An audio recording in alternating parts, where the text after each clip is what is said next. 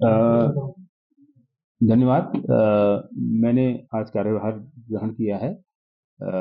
इस संबंध में प्राथमिकताओं के संबंध में मैं ये कहना चाहूँगा कि जो सरकार की के कार्यक्रम हैं, सरकार की बहुत सारी योजनाएँ हैं, प्रोग्राम्स हैं और माननीय मुख्यमंत्री महोदय की जो प्राथमिकताएँ हैं, उनको लागू करना एज़ मुख्य सचिव के रूप में मेरा कार्य रहेगा।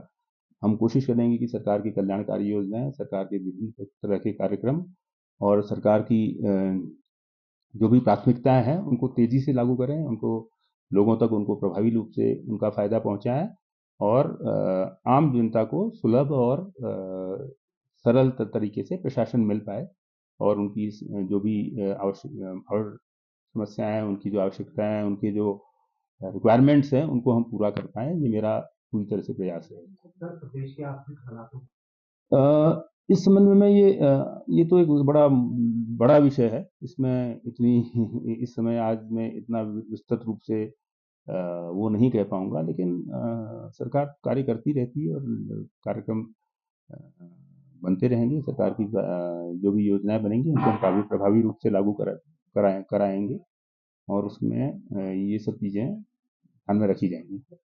इस बारे में हम एक प्री मानसून की हम बैठक भी करते हैं तैयारियों के बारे में। मैं अभी आपदा प्रबंधन भी देख रहा था कुछ समय से, पिछले 1 साल से लगभग। तो एक विस्तृत कार्य योजना है उसके बारे में और उस कार्य योजना को हम प्रभावी रूप से लागू करेंगे और कोशिश करेंगे कि उस प्रभावी योजना को प्रभावी रूप से लागू करके जितना भी इस तरह की घटनाओं की जो सीवियरिटी है या उसका जो प्रभाव है वो कम से कम हो आपदा की घटनाओं का, उसके बारे में निर्णय लेंगे। उसमें काफ़ी काम हो रहा है, आपको पता होगा।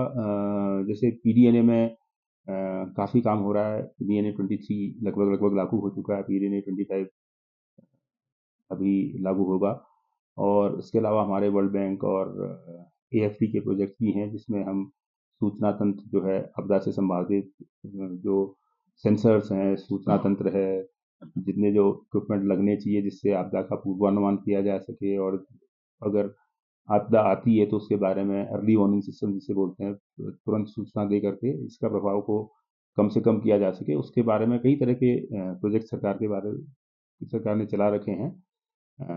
कई उसमें से कई बाहरी एजेंसियों की सहायता से भी हैं, वर्ल्ड बैंक और एएफडी जैसे मैंने बताया। तो उसमें काफ़ी काम हो रहा है और भविष्य में उससे हमें फ़ायदा होगा।